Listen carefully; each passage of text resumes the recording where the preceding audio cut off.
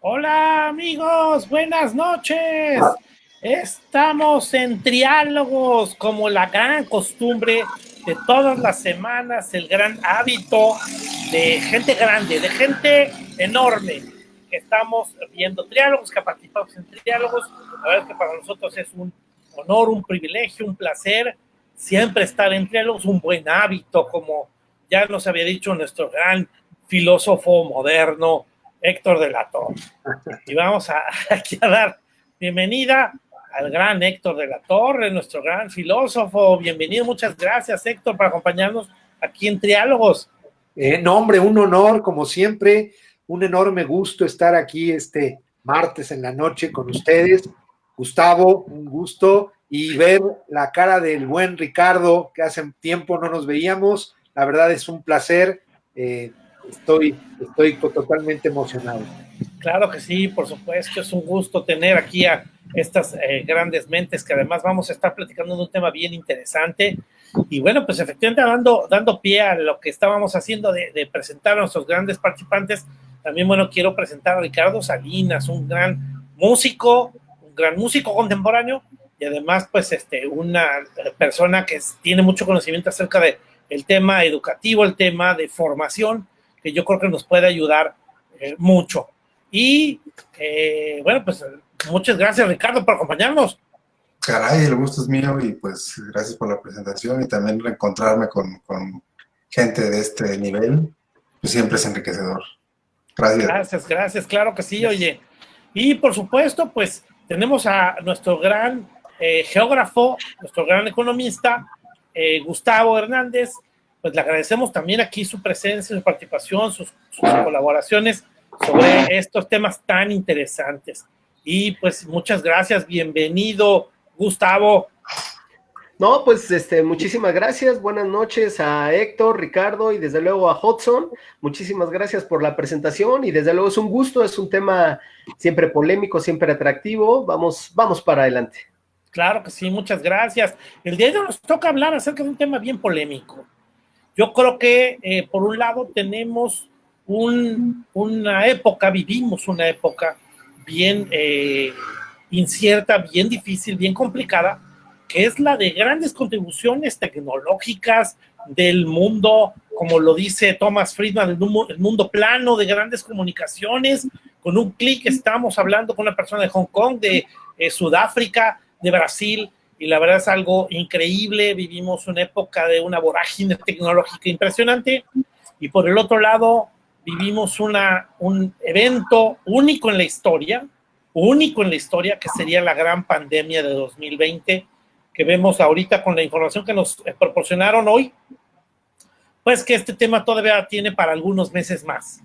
Y bueno, pues la verdad es que la pandemia también originó un cambio diferente en nuestro mundo, un cambio que nos modifica nuestro mundo.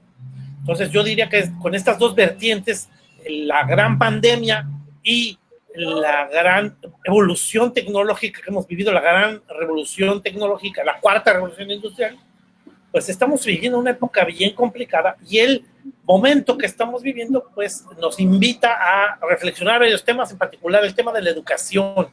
Hoy los niños no tienen un sistema educativo, una forma de recibir formación, educación, información, conocimiento y facultades, habilidades, como las que vivimos nosotros en otra época, que ya era una aportación, pero que de alguna manera era la educación tradicional. Entonces ahora estamos hablando de un nuevo reto, de un nuevo desafío en el tema educativo. Y yo pues quisiera invitar a nuestros colegas, en primer lugar, a dar esa primera reflexión en esta plática de triálogos, hablando acerca de lo que sería esta visión. ¿Qué pasa con la educación? ¿Cuál es el gran desafío con estas situaciones? Yo planteo dos variables relevantes, a lo mejor ustedes se encuentran otras, pero ustedes qué ven de la educación a futuro como reto, como desafío, como una arma que es la que le estamos dando a nuestros niños, a nuestros jóvenes. Se van a enfrentar a un mundo bien diferente. Héctor de la Torre, ¿tú qué opinas acerca de este tema? Bueno, a ver, el reto de la educación es el mismo desde los griegos. sea, no hay un nuevo reto de la educación, entendiendo que la educación es un sistema, un método, un camino en el que hacer que el otro sea lo mejor posible. Eso es educar, es conducirle, es ayudarle a que llegue a ser lo que tiene que ser. En la historia de la educación, pues nosotros somos herederos de una idea que la educación se traduce en escuela o en centro académico donde se educa, pero la verdad es que pues todo nos educa, la familia, el entorno, la sociedad nos educa. Evidentemente, el centro escolar está diseñado para eso. Cuando se diseña ese método, ese camino, creo que la meta es la misma, ¿no? Hacer que el otro sea mejor, darle herramientas, darle instrumentos, darle habilidades para que él llegue a ser mejor en lo que se pueda. ¿Qué es lo que habría que distinguir? Que a veces esos centros educativos o esas escuelas entienden de una manera lo que es ser mejor. Ahí hay muchas variantes. Que se entiende, pues una persona productiva, una persona inteligente, una persona que sepa generar riqueza. ¿Qué tengo que educarte? Una persona con valores, una persona íntegra. ¿Qué te tengo que educar? Y ahí podemos hablar de muchos temas. Sin embargo, volviendo a la pregunta que tú me haces en concreto, creo que no es el reto de la educación, es el reto de cómo hacer la educación, es lo que nos ha enfrentado la pandemia. Porque quizá esta plática, si la hubiéramos intentado hacer hace 10 años, tendríamos que haber estado en un aula, en un café, tomándonos una copa de vino juntos, eso estaría muy bien, y no sería pensable hacerlo con lo que en algún momento se pensó que era el enemigo de la educación, que era la tecnología. Y ahora, pues resulta que el mejor aliado de la educación, de esta educación formal, es la tecnología. Es imposible ya dar una clase sin la tecnología. Es imposible tener una sesión, una cátedra, una conferencia, sin todas estas herramientas tecnológicas. Entonces, yo creo que el primer punto es que lo que cambió fue el escenario, lo que cambió fue la herramienta, lo que cambió fue el instrumento, pero la meta sigue siendo la misma. La meta sigue siendo que el otro sea mejor. Yo encuentro maravilloso esto, porque en algún momento podríamos, incluso yo creo que a todos nos pasó en la manera tradicional de dar clase, es decir, el profesor en un aula, frente a atrás de un pizarrón, frente a un grupo, intentando que todos capten la atención, intentando que todos pongan una atención en lo que él está diciendo, lo que él está exponiendo, y que quizá por ahí alguien sacaba un celular o por ahí alguien sacaba un dispositivo y se distraía y era un distractor y había que regañarlo y había que decirle. Ahora es justo al revés. Justamente esa herramienta o eso que antes era distractor, ahora es la herramienta, ahora es el instrumento por el cual tenemos el camino para que se cumpla la meta de siempre, que es hacer que el otro sea mejor. Entonces yo diría eso. O sea, lo que cambió fue el método, lo que cambió fue el camino, el instrumento por el cual los retos de la educación siguen siendo los mismos. Alguien me podría decir, no, ahora hay que hacer aula invertida, son metodologías, pero la meta es la misma. Creo que esa es mi primera idea que me gustaría presentar. De acuerdo, por supuesto. Aquí, bueno, pues en primer lugar tenemos aquí algunos comentarios. Betty Gutiérrez nos manda saludos, hola a todos, muchas gracias Betty, mándenos sus comentarios, por favor, díganos de dónde nos están escribiendo, que nos manden también su punto de vista. ¿Ustedes creen que efectivamente la educación no es la que tiene el reto es el mismo de los griegos, el mismo de las escuelas prehispánicas, de los aztecas? El mismo reto de las escuelas medievales, ese es el mismo reto. Eso es lo que sería un poco la pregunta. ¿Estamos enfrentándonos a un mismo reto o el reto es diferente? Yo ahí te discutiría, y si quieres lo vamos a ver en la siguiente intervención, yo ahí te discutiría también eso de entender que seamos mejores. ¿Mejores qué? ¿Mejores seres humanos o mejores obreros? ¿Mejores trabajadores? Porque también esa es una de las cosas que se le critica a la escuela desde hace ya prácticamente décadas, diciendo, ¿sabes qué? Es que la escuela a lo que ha servido y los tecnócratas a lo que nos han orillado es a convertirnos en mejores obreros, en mejores trabajadores, en mejores empleados, funcionales, y no en mejores hombres. Por eso quitan historia, por eso quitan humanidades y por eso piensan mejor en matemáticas, contabilidad y que la gente coloque tabiques. Y entonces, bueno, pues un poco también sería mi pregunta, y mejor, efectivamente, el reto no lo incluirías dentro de esta discusión, pero bueno, si quieres vamos a dejar esa pregunta que también pretende meter aquí un poquito esa crítica a la visión de qué es la educación. Pero bueno, pues ahorita estamos primero planteando el reto de la educación en 2020. Ricardo Salinas, ¿tú qué opinarías acerca de esa visión de lo que sería el reto de la educación frente a la cuarta revolución industrial, frente a la pandemia, frente al reto de ser un mejor ser humano? Yo me uno a la idea de Héctor, de que la misión es la misma, ¿no? Desde hace muchísimo tiempo. Sin embargo, yo creo que a la gran mayoría de los que conformamos esta formación en los jóvenes o en los niños, pues no tenemos claro hacia dónde vamos, o a lo mejor no nos han dicho que realmente esa es la meta, porque estamos fallando por todos lados. O sea, no solo es darle la estafeta al colegio o al sistema educativo, que definitivamente está fallando, sino que también el mismo entorno familiar, la misma sociedad, los mismos empleos, la velocidad a la que está cambiando todo, por medio de la tecnología y por medio del status quo, ¿eh? O sea, no solo es la tecnología, sino también es la nueva forma en la que ahora hay nuevos ricos, o hay nuevas empresas, o hay nuevos servicios, o hasta nuevos productos, ¿no? Entonces, sí creo también junto con Héctor que esa es la idea, hacernos mejores, innovar en este mundo, volver un mundo mejor, volvernos sustentables. Sin embargo, creo que el problema más grande es que estamos fallando porque no tenemos ese objetivo claro, o simplemente nos estamos remitiendo a que el profesor siga siendo ese transmisor solo de conocimiento, y que ahora también hay que ser honestos, ¿no? El conocimiento puede no ser útil, ¿no? O sea, puede ser también una simple carga, ¿no? O sea, tengo muchos alumnos en los cuales se quejan de los exámenes, cuando los exámenes en realidad no tienen un sentido ya. O sea, yo soy el primero en decir, 0 exámenes, o sea, a nadie nos gusta hacer exámenes, a nadie nos gusta hacer tarea. ¿Cuál es el sentido de hacerlo?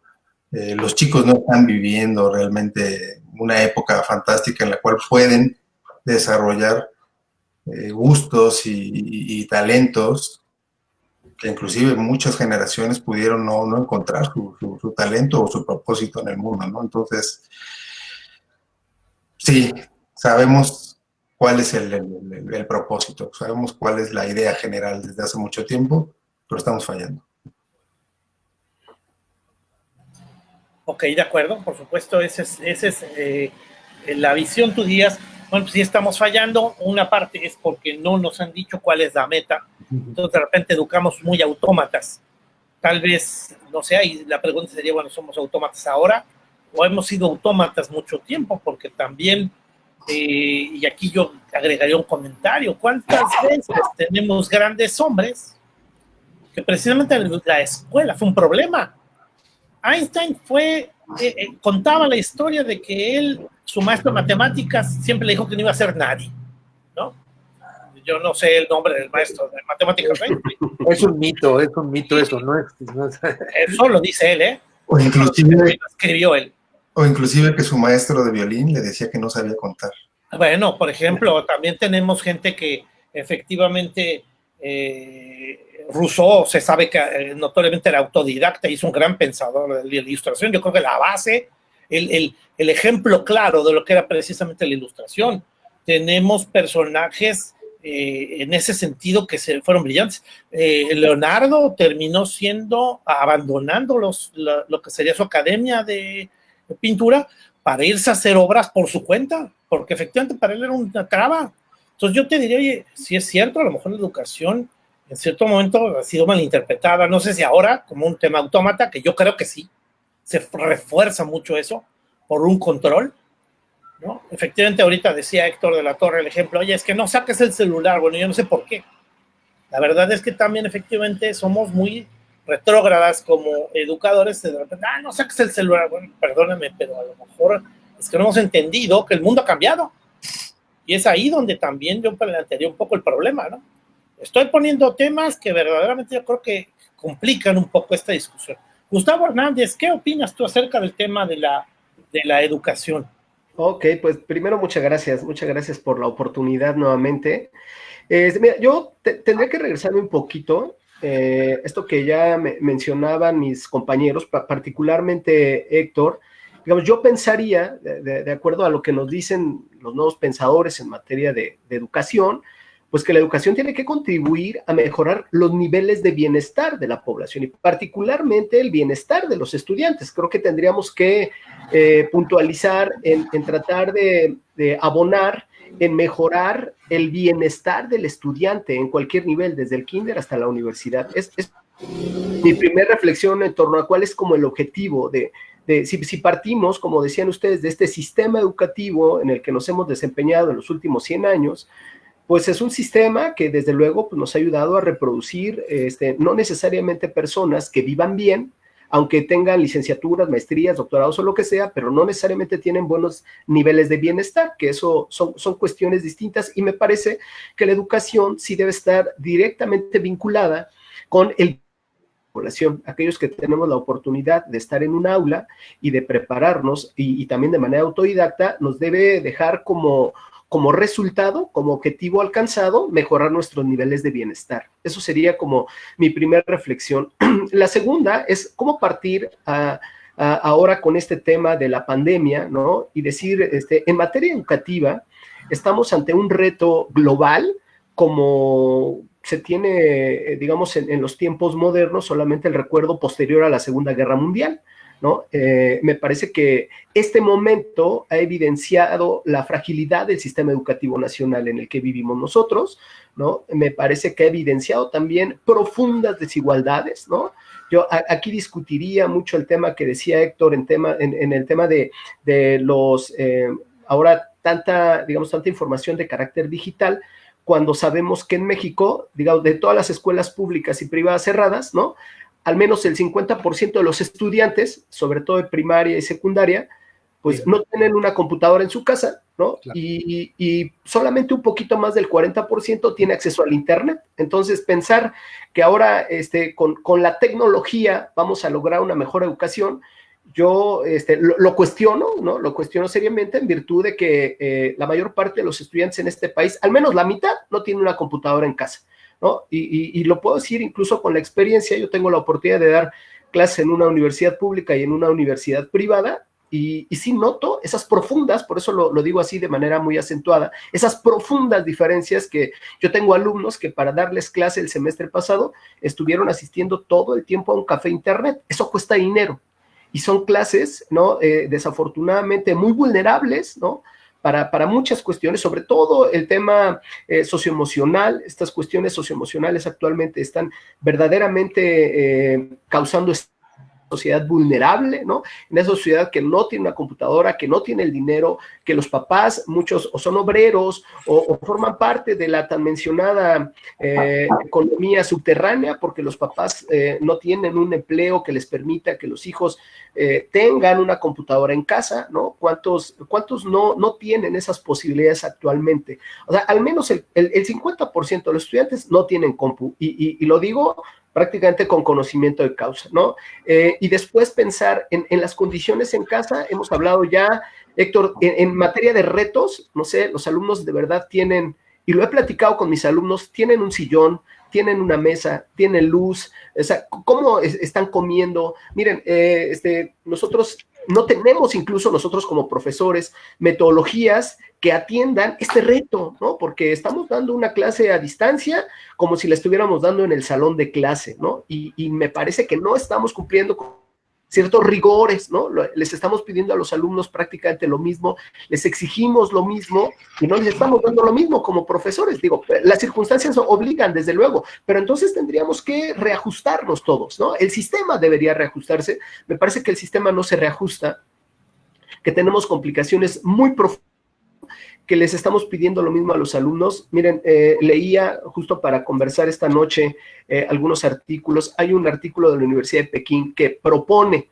que solamente tengamos clases virtuales de entre 15 y no más de 25 minutos, porque el resto, los alumnos sufren ansiedad, sufren dolor de cabeza. O sea, hay una serie de situaciones ahí que son poco favorables para el tema de la enseñanza-aprendizaje, ¿no? Entonces me parece que estamos ante un reto verdaderamente enorme en este país, ¿no? Y que va desde los niños que van a la educación primaria, como aquellos que están en las universidades públicas y privadas que están tomando clase a distancia, ¿no? Último, digo, cierro esta primera intervención, que no me quiero alargar mucho, pero es, al menos lo que ha dicho el secretario de Educación Pública en este país, es que México requerirá de no menos de 5 años para poder un poco recuperar todo lo que se está perdiendo en materia educativa, dado el sistema en el que nos encontramos, ¿no? Después de que se diga, hoy termina la pandemia, necesitaremos 5 años para recuperar un poco, ¿no?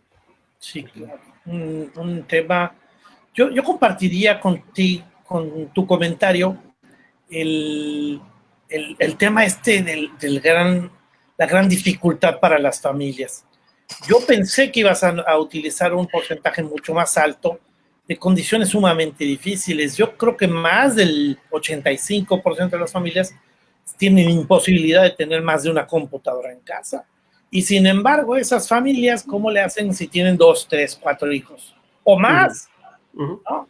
Y por supuesto estamos hablando del 50% en pobreza extrema, donde efectivamente ese 50%, déjate tú que tengan computadora, no tienen drenaje, no tienen alcantarillas, no tienen pavimento, y a esos les quitaste la escuela y quisiste sustituirlo con algo verdaderamente pobre, ¿no? Verdaderamente paupérrimo de lo que es el modelo educativo. Claro. Entonces, mira, Héctor, esto en México es terrible. Me da la oportunidad de recordar que hace un par de sexenios, 3 sexenios exactamente, el presidente de la República, como que me parece con una buena intención, una buena ocurrencia, pensó llevar escuelas vía internet a las localidades rurales en este país para que todos los alumnos tuvieran la posibilidad de acceder a este sistema educativo. Pues resulta que me parece una ocurrencia, porque imagínense lo que es hoy México, lo que es nuestro México rural hoy. Imagínenselo hace 20 años, ¿no? Cuando, pues, ¿cómo vamos a poder llevar a las comunidades rurales de Oaxaca, de Guerrero, de Chiapas, cuando no tienen energía eléctrica, menos tienen una computadora y menos tienen la posibilidad de acceder al internet, ¿no? Entonces, digamos, sí es cierto, claro, estoy dando esas cifras porque las he consultado, ¿no? Pero si decimos 50 o decimos 60, de todas maneras es un alto porcentaje de jóvenes que no tienen la posibilidad de tener una computadora, ¿no? Y que decimos que somos un país de primera y del G8 y no sé qué, y las realidades son verdaderamente desiguales, verdaderamente distintas, ¿no? No, sí, por supuesto, sí estamos hablando de ya per se era un reto importantísimo el tema educativo para incorporar a la gente a la economía y poderles dar algunos tipos de servicios mínimos. Y esto ya era un problema. Tenemos comentarios. Edmundo Andrade, muchas gracias, saludos. Edmundo nos dice educación y libertad. Otra discusión que yo creo que evidentemente me parece súper fuerte. ¿Cuántas veces la educación efectivamente ha representado una apertura a la libertad o al contrario, ha representado pues efectivamente el estar formando bajo reglas, bajo estructuras que no es que vayan a permitir una persona más creativa, una persona más aportadora, una generación de valor por parte de aquella persona que recibió educación? A lo mejor hasta le estamos poniendo en ciertos casos a ciertas personas una camisa de fuerza en su mente, ¿no? Héctor de la Torre, ¿tú qué opinas? Mira, hemos hablado acerca de la misión del celular, de que no nos han dicho cuál es la meta. Yo nombré el tema de los grandes hombres que no han acudido a la escuela. ¿Tú qué opinas acerca de esta situación y con los comentarios que hemos estado teniendo aquí en la mesa? Bueno, antes de opinar, me gustaría mandarle un saludo a Edmundo Andrade. Es mi primo, entonces aquí cierto nepotismo académico, intelectual. Un saludo. Él es un gran académico de la Universidad de Guadalajara, es un gran poeta. Entonces, bueno, un abrazo a el güero, Edmundo Andrade, un gusto. Bueno, a ver, lo que se ha dicho realmente nos deja ver pues un problema de la humanidad de toda la historia. Es verdad que ahorita estamos en estas circunstancias que son las que nos tocan, que son las que de alguna manera tenemos que resolver, tenemos que encarar, pero es el reto de la historia, del reto de la humanidad. Mencionaban educación y libertad, porque parecería que educarte es como restringir tu libertad, pero por eso quizá me gustaría hacer una especie de abstracción, espero no ser muy elevado o muy metafísico en esto, pero hay que distinguir que si volvemos a la idea que planteé yo de educar es hacer que el otro sea mejor, quizá distinguir lo que es una formación de lo que es una información. Si distinguimos formación de información, también nos quedará claro lo que es la desinformación y lo que es la deformación. Me doy a entender. Formar es ayudar a que algo llegue a ser, darle forma, la adecuada. Claro, ¿bajo qué criterio? Pues qué idea tengo del ser humano, qué idea antropológica tengo. El hecho de que yo haya recurrido a los griegos es porque creo que es la primera civilización que se plantea auténticamente el reto de la educación, entendiendo que educar es hacer que el otro sea virtuoso. Por eso arete y pandemia, arete y paideia, no pandemia, van de la mano. Quizá después tenemos otros momentos en la historia de la educación, la Edad Media, con los monasterios, con las universidades, donde era todo un conocimiento para que el hombre se elevara a Dios. Luego viene la Ilustración, que efectivamente creen que la ciencia es lo que va a educar al hombre y que con la Revolución Industrial, la ciencia, que se reduce a tecnología, va a hacer que el hombre sea mejor porque es productivo económicamente.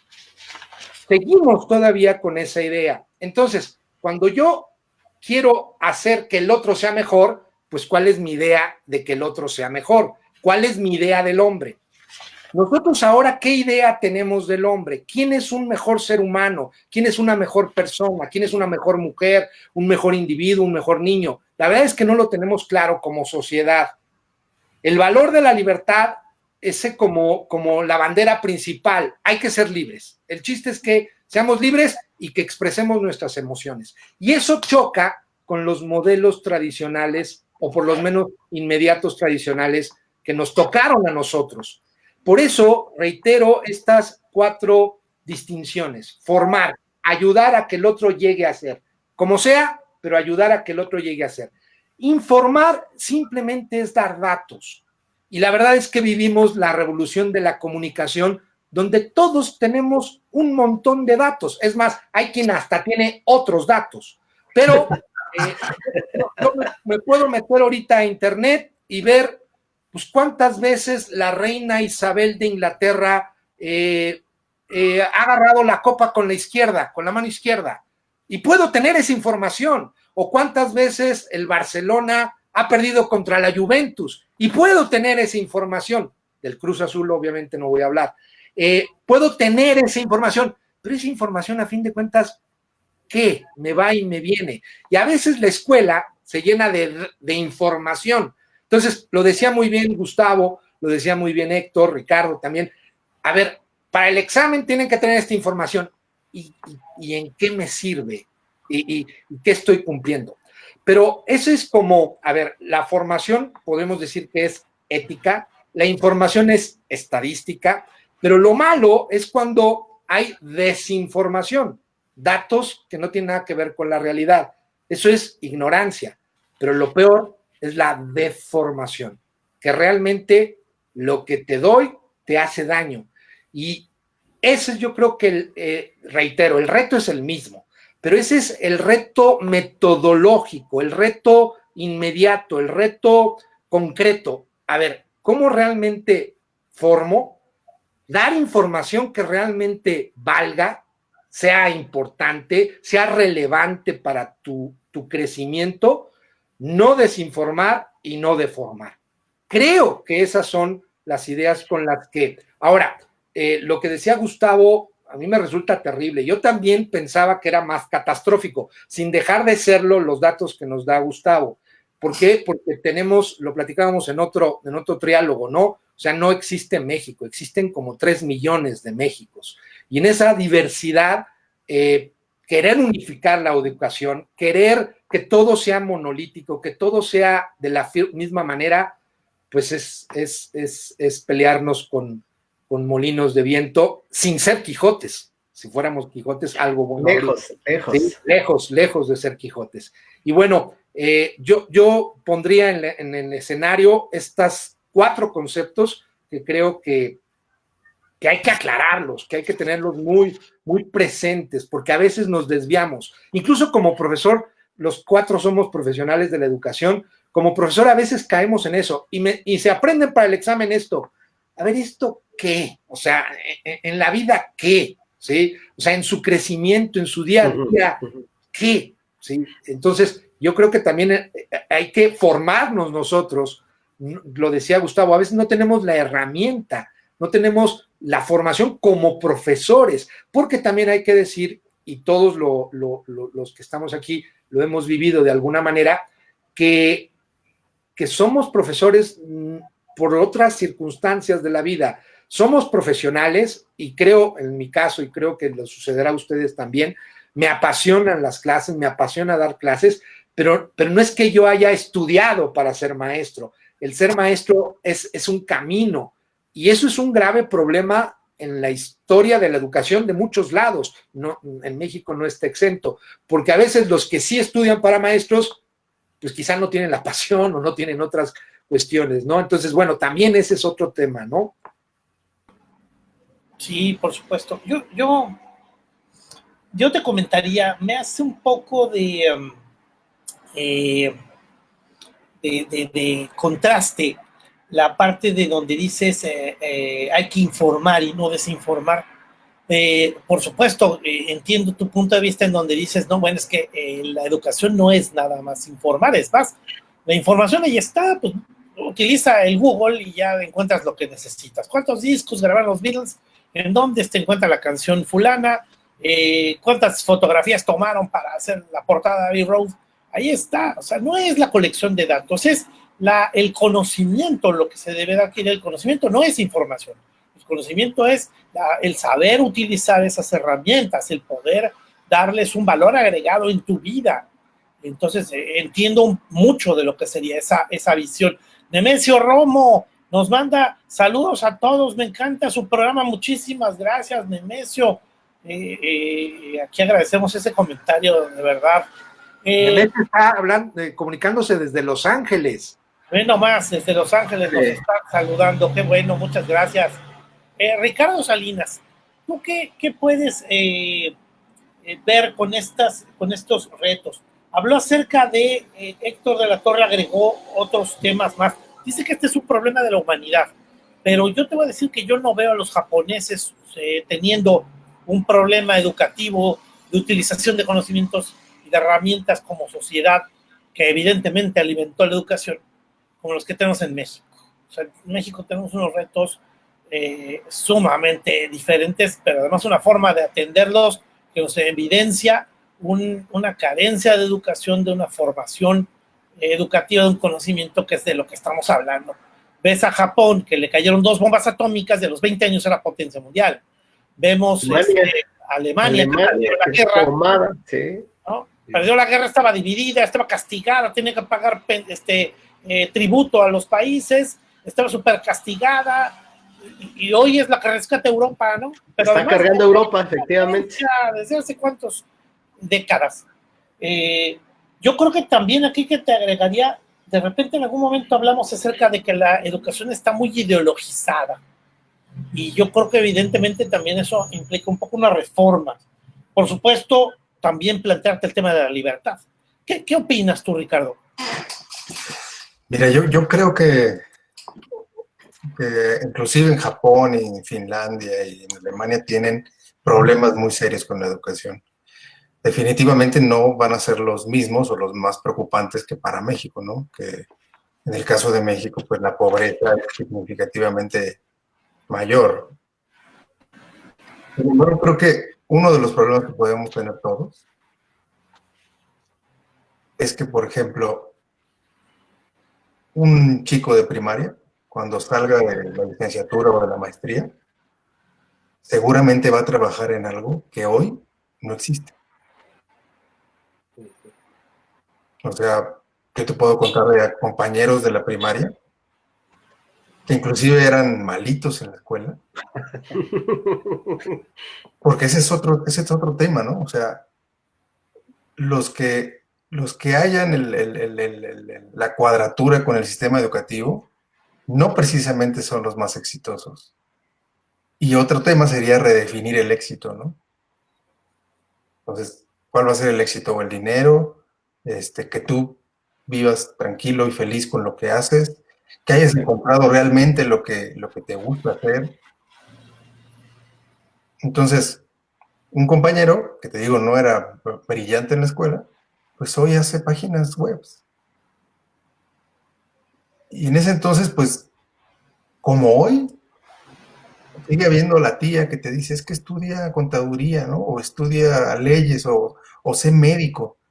Dices, bueno, seguimos pensando en estudiar algo para ganar dinero, o seguimos pensando en estudiar carreras de verdad. O sea, mi confesión más grande es cuando me decían, oye, ¿por qué no estudias algo de verdad? O sea, yo soy concertista, ¿no? O sea, pues es de verdad. Y ese tipo de falta de comunicación, de ignorancia, nos lleva pues al hoyo, ¿no? Me parece que hay muchas cosas pequeñitas que se vuelven grandes, que no nos dejan resolver nuestros propios problemas y los problemas en todo el mundo, ¿no? O sea, aunado a lo que decía Héctor de esta parte de desinformar, creo que es lo que estamos haciendo. Estamos desinformando totalmente, ¿no? O sea, seguimos enseñándole a un chico lo que nos enseñaron a nosotros, cuando hoy en día se crean trabajos que no existían hace 2 años, ¿no? O sea, no, es algo que rompe con la ecuación. O sea,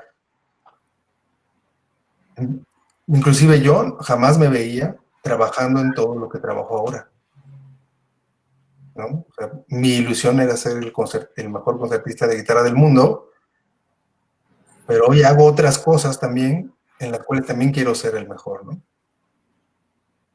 Y definitivamente yo te puedo confesar, lo que yo estudié, o sea, en la escuela o el sistema educativo, no es lo que me da ni para ser feliz ni para vivir. Entonces, replantear ese tipo de cosas como padres de familia me parece que es importantísimo, ¿no? O sea, vaya, yo no soy padre de familia, pero, y lo pongo así directo, ¿no? Y creo que es algo que también en las redes la gente nos podría decir si está de acuerdo o no. Yo no metería a mis hijos al sistema educativo.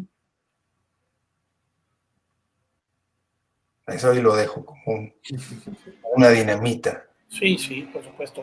Tú ya en alguna plática previa a este foro, ya me habías dicho, no, la educación hoy no sirve. Sí. Inclusive mi empresa, tenemos como enemigo el sistema educativo. De acuerdo, por supuesto. Yo te voy a decir que hay una reflexión, hay un libro de Andrés Oppenheimer que se llama Sálvese quien pueda, sí, altamente recomendado, en donde él de repente hace un estudio, utiliza un estudio en la Universidad de Oxford, Y en la Universidad de Oxford ya había publicado que hay 45% de los empleos actuales van a desaparecer en los próximos 10 años. En los próximos 10 años van a desaparecer empleos y van a modificarse otros. Y vemos, por supuesto, cosas increíbles en lo que sería la tecnología. Choferes que ya no van a existir, como no existieron, como dejaron de existir los elevadoristas en algún momento, ¿no? O las mismas leyes que tienen que cambiar, los abogados tienen que abrir su mente a una visión diferente, porque ahora se enfrentan a condiciones legales nuevas, con la tecnología, con la propiedad intelectual y con la globalización. Los doctores que hacen operaciones, los cirujanos, que ya no hacen operaciones en el mismo hospital, ya están hasta a distancia y trabajan de manera remota, y efectivamente se enfrentan a un nuevo reto, que quiero ver cómo aprendieron. ¿A poco hay universidades que te van a enseñar eso? Y que además, quién sabe a qué reto nos vamos a enfrentar dentro de 10 años, ¿no? Es algo increíble. Y yo rescataría, yo reforzaría uno de tus comentarios. Sí, el tema es ser feliz. Si es ser feliz, entonces, ¿por qué las escuelas ahora han modificado la gran reforma educativa? Uno de los temas era quitar historia, filosofía, geografía y temas de humanidades y abocarnos más a temas técnicos. Aprendan física, aprendan matemáticas. ¿Por qué de repente ese reto? Si lo que queremos es ser felices, pues lo primero que debemos entender es al ser humano. Entonces yo creo que esa es una de las grandes críticas que yo pondría a la hora que dices, oye, el sistema educativo no sirve, o el reto educativo es universal, o efectivamente, ¿para qué nos educamos? Pero bueno, pues aquí mira, Edmundo Andrade nos comenta, en la educación actual, ¿qué debemos atender? ¿Calidad o cantidad? ¿No? Yo creo que también ese es otra de los grandes problemas. Cubrir horas. Porque tenemos 45 millones de pobres o 60 millones de pobres, dependiendo del punto de vista. Aquí Gustavo me acotará los números, pero bueno, pues efectivamente también tenemos un problema ahí, ¿no? Gustavo. Muy bien, quiero recuperar un poquito estas dos comentarios que hacen previos Ricardo y Héctor en materia de la información, ¿no? Creo que históricamente México, dentro de este sistema que yo he referido ya, tenemos un problema que yo he identificado y que además los libros nos lo dicen. Hemos tenido como un sistema temático, ¿no? Entonces tú aprendes un tema porque te dan información de un tema, otro tema, y esas son nuestras asignaturas, esas son nuestras materias. Y como bien decía Héctor, ahí coincido, pues lo que hacen es estarnos dando datos, es información, es el dato que no necesariamente lo convertimos nosotros en información, porque el sistema no nos ha enseñado a que esos datos, cuando los cruzamos, entonces podemos empezar a generar información, ¿no? En ese orden de ideas, sí me parece que hay ahorita una discusión muy seria en este sistema en el que estamos ahora, en el sistema educativo, contexto de la pandemia y ante cuándo reabrir escuelas y cuándo no, y cuándo recontinuar con todo esto. Y existen dos tentaciones que me llaman la atención justo en este sentido que planteaban mis colegas, que es, a ver, tenemos la tentación de regresar al mismo sistema y estar reproduciendo el sistema neoliberal en el que hemos vivido los últimos 40 años, ha requerido de esa mano de obra barata, nacional, y es lo que ha reproducido el sistema educativo. Y entonces estamos ante un momento, ¿no? Ante un momento coyuntural donde podremos de verdad plantear, o sea, es una oportunidad que tenemos en este momento en el país para poder migrar decía al principio Héctor, integrarlo como alumnos. Se nos fue. Se pierde mucho su señal, qué mal. Problemas técnicos. Yo quisiera rescatar uno de los comentarios antes de que Gustavo tuviera aquí dificultades. También que yo creo que hemos nombrado el tema de la educación memorística. Yo no desprecio la memoria, evidentemente es útil, es necesaria, evidentemente, por supuesto, o sea, yo creo que queda muy claro para ciertas cosas que de repente simplifican un poco la problemática de la vida. Y me atrevo a decir un poco el tema, por ejemplo, del ajedrez. El ajedrez es un arte, es un deporte, es un juego que representa muchas variables y entonces te plantea una problemática más cercana a una vivencia personal. Y de repente pues vemos que la memoria evidentemente juega un papel importante. La creatividad se puede trabajar sobre la memoria y a veces, bueno, los grandes maestros como Kasparov decían, bueno, y ahora tengo que desaprender lo que aprendí mal, lo que de repente se me estructuró en la mente. Mira, en la música yo creo que te pasa mucho parecido. Primero apréndete cómo puedes trabajar, hacer una labor y después de repente desapréndelo, porque ahora lo que tienes que impregnar es tu personalidad, tu creatividad, tu valor. El hombre tiene que aportar valor en su creación, en su productividad. Digo, me atrevo un poco a decir eso aquí. Ricardo Salinas ahorita en su turno nos corregirá. Gustavo, ya regresaste. Cuéntanos, sí, perdón. ¿cómo se interrumpió tu señal? Sí, hombre, creo que el sistema educativo me sacó. El Vesper Gordillo fue. Exacto, creo que me escuchó y me sacó. Entonces, bueno, finalmente, para terminar la idea, yo les decía, me parece que estamos ante un momento de análisis álgido, rudo, en el que podemos dar un golpe de timón y verdaderamente encontrar un sistema educativo que logre, les decía yo, amalgamar en estas nuevas tecnologías que ahora tenemos. Bueno, sea incluso la inteligencia artificial, el uso de las computadoras y de todos estos auxiliares que ahora tenemos en términos tecnológicos, ¿no? Que mencionaba muy bien Héctor al inicio, pero no dejar de considerar la parte humana, como decías, Hudson. O sea, me parece que eso es fundamental, tanto en profesores como alumnos y padres de familia, ¿no? A cualquier nivel, sobre todo en los básicos hasta la preparatoria, esta parte del desarrollo social, emocional de las personas, de los profesores, porque nos hemos encontrado con que los profesores, decía muy bien Héctor, en el tema de la información, de pronto nos encontramos con profesores muy acartonados que lo que hacen pues ya es repetir conocimientos prefabricados. Veamos nuestros libros de texto, a qué responden, ¿no? O sea, me parece que ahí hay que hacer un análisis profundo. Entonces, eso incluso, lo que nos dice la bibliografía, la literatura, nos da oportunidad de ser profesores medio regulares, ¿no? A no ser profesores verdaderamente, decía Héctor, con ese apasionamiento, con ese gusto, ¿no? Como que yo siempre pienso que mi compromiso con la educación tiene que ver, me ha formado este país en materia, o sea, decir, yo he cursado 2 licenciaturas en la UNAM, una maestría, un doctorado, y literalmente todo de gratis. Creo que la única manera de responder a este pueblo de México que me ha formado, sin duda, ¿no? Pues es contribuir a la formación, ¿no? Integral de todos estos alumnos que ahora son responsabilidad nuestra, ¿no? Ahí me quedo por lo pronto. No, claro, por supuesto. Ya se nos va el tiempo es un tirano.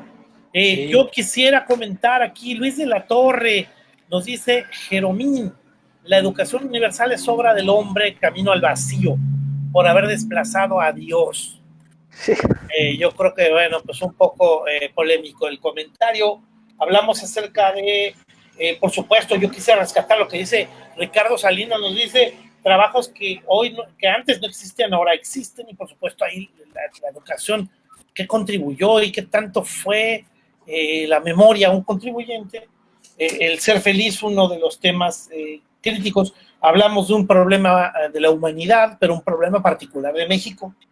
Hablamos también del tema de la libertad, que hablamos de la ideología. Yo también soy partidario de que sí se requiere una reforma educativa, pero es que también el gran problema es que luego la reforma educativa, ya lo comentabas también en otro foro, si termina abriendo la puerta luego a los medievalistas que quieren regresar aquí a educación de la colonia, ¿no? Y a ver, oye, nos enfrentamos a retos agresivísimos. Precisamente parte de la culpa de nuestra situación actual es esa herencia que también no la hemos logrado superar para plantear algo moderno, porque también los países tienen que tener democracia, justicia, libertad, igualdad ante la ley, equidad en la parte de reparto de bienes, o sea que tenemos un problemón ahí, ¿no? Héctor de la Torre, ¿tú qué opinarías acerca de esto? Ya se nos termina el tiempo, una opinión que además sería la final. Ah, caray. Bueno, tú estás como programa de la SEP muy restringido, nos limitas mucho. Bueno, uno de los comentarios de Ricardo, sí es verdad que a veces hay quien estudia algo y no sabe en qué va a acabar, ¿no? Hay quien estudia literatura y termina de secretaria de Educonomía. O sea, no sabemos por dónde nos lleva la vida, ¿verdad? Pero a ver, yo creo que hay dos dimensiones que se han tocado aquí que se tocan, obviamente tienen que ver, pero que me gustaría separar. La dimensión del día a día de la educación académica escolar, escolarizada, y lo que implican los problemas del mundo. Obviamente una cosa va con la otra, pero los problemas del mundo están muy grandes, están muy chonchos, están realmente a una manera de cambiarse que la única forma es en lo pequeño, no en lo macro. No puedo cambiar lo grande, sino cambio lo pequeño. Y me gustaría centrarnos en la educación concreta, en el día a día del profesor, del alumno, del programa, de la clase, brevemente.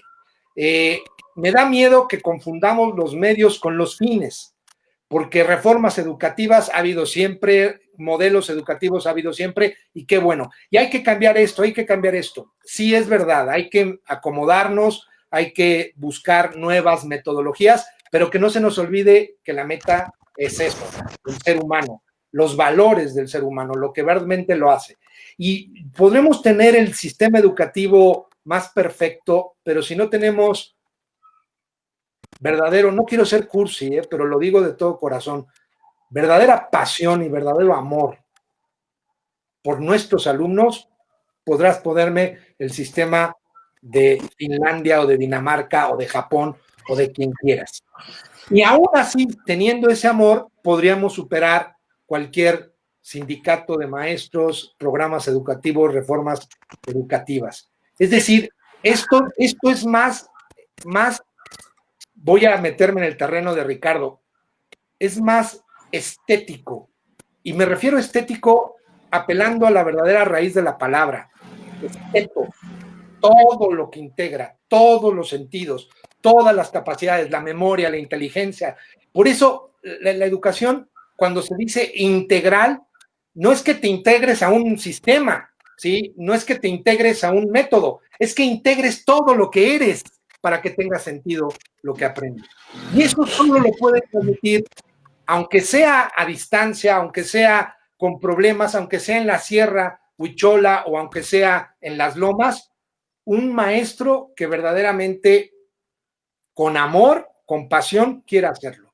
Si no, caemos en una maquinaria educativa que lo único que genera son autómatas, porque tú me ponías el ejemplo de Japón, pero Japón tiene un alto índice de infelicidad, tiene un alto índice de suicidios, tiene un alto índice de vacío existencial. Entonces, caray, me encuentro con un analfabeta feliz en la sierra y un japonés infeliz en Tokio. Entonces, ¿cuál es el no?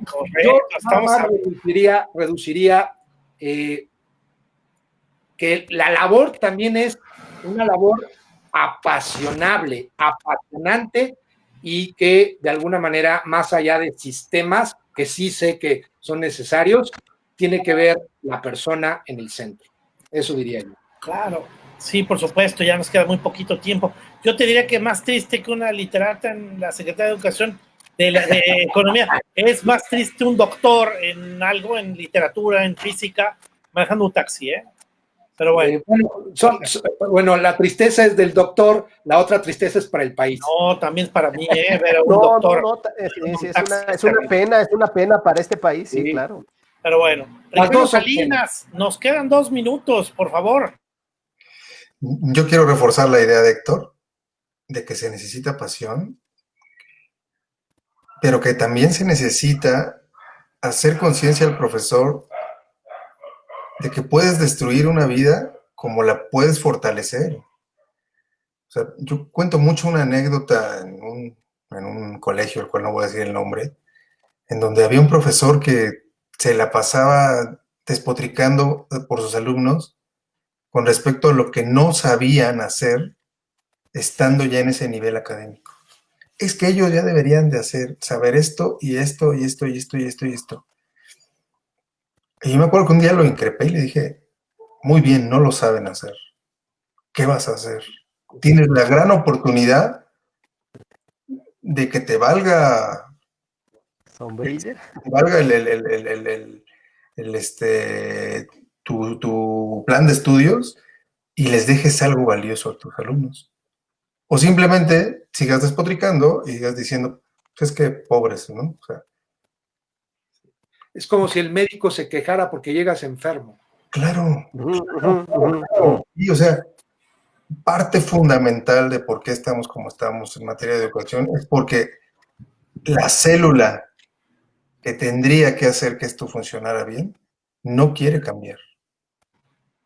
Correcto. Enseñamos como nos enseñaron. Y porque nosotros medio la libramos en éxito y económicamente, dicen, bueno, pues hagamos lo mismo, ¿no? Y no nos permitimos ir más allá. Correcto, por supuesto. Gustavo Hernández. Bueno, pues muy breve. Muy breve, muy rápido. Bien, pues nada más recuperar esta idea que ahora decía Héctor de la Torre, en términos, me parece que el sistema educativo tiene ahora la coyuntura para poder migrar, insisto, y ser un sistema educativo integral, ¿no? Y sistémico, que me parece que eso es algo que le ha faltado al sistema históricamente, ¿no? Por un lado. Y por otro, pensar que ante esta situación de COVID, como que ha sido nuestro marco de referencia, pues es el mejor momento como para empezar a pensar de manera integral, sistémica, y para cuando se reabran las escuelas y podamos tener clases presenciales, es momento que el sistema educativo integre de manera sistémica a este sistema educativo, digamos, a la SEP como punto troncal, y que integre a instituciones de protección civil, a la Secretaría de Salud, a las universidades públicas, privadas, institutos de investigación, que participen educación integral y sistémica. Muchas gracias. Muchas gracias, Gustavo. Yo creo que unos temas ahí súper valiosos, súper interesantes. Edmundo Andrade Romo nos dice, excelente triálogo, un abrazo, Héctor de la Torre. Ahí tienes un sus abrazo fans, Héctor. A la instancia. Bueno, pues, un gusto. Pues yo les agradezco muchísimo su participación, Héctor de la Torre, Ricardo Salinas, Gustavo Hernández, muchísimas gracias por participar en este triálogo. Ya vemos que siempre habrá un punto de vista, el punto de vista opuesto, y siempre habrá un tercer punto de vista, un tercer camino, una tercera visión, que yo creo que a todos nos enriquece. Y por supuesto que esa es la idea de triálogos. Yo les agradezco mucho su participación. Betty Gutiérrez, muchísimas gracias. Edmundo Andrade, Nemesio Romo, Luis de la Torre, muchísimas gracias. Y pues nada, continuamos. La próxima semana nos vemos en otro triálogo. Señores, muchísimas gracias por su participación. Muchas gracias. Hasta Adiós, luego. Ricardo, Gracias. Gustavo. Nos vemos. Buenas noches. Hasta luego.